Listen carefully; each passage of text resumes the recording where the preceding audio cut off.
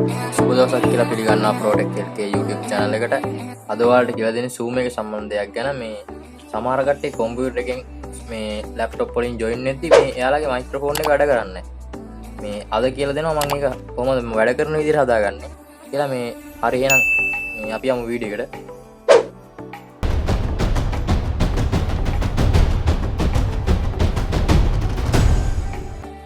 හරි ඔයා දැන් මුලින්ම ස්ටාර්ට් මෙනු එක ක්ලික් කරලා සෙටින් එකට යන්න. සෙටින් එකට ගිහලා ප්‍රයිවසි කියන එකට යන්න. ප්‍රයිවසි කියන එකේ මයික්‍රොෆෝන් කියලා එකක් ඇති.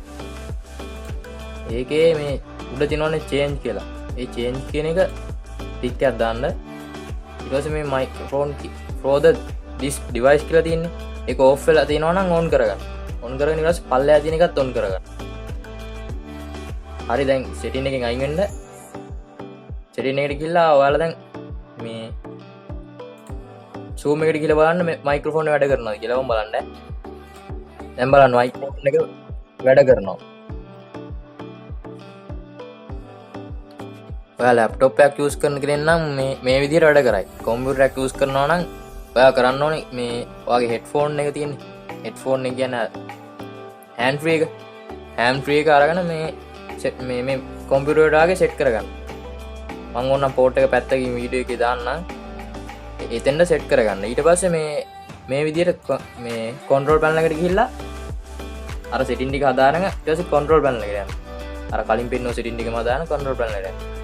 ඒක හදාගෙන ඊට පස්සේ hardware and sound කියන එකට යන්න. ඒකට ගිහිල්ලා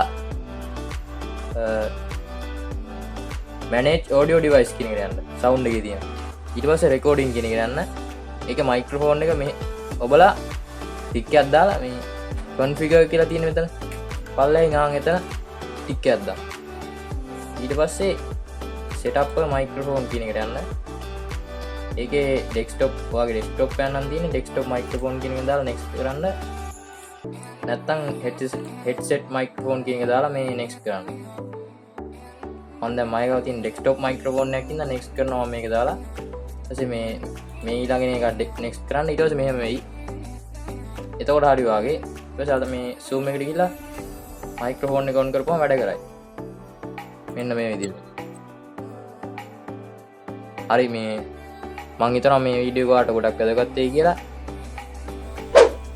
ඔයා තාම අපේ YouTube channel එකත් එක්ක එකතු වෙලා නැත්නම් පල්ලෙහා තියෙන රතු පාට subscribe button එක click කරලා bell icon එකත් ඕල් කරලා තියාගන්න.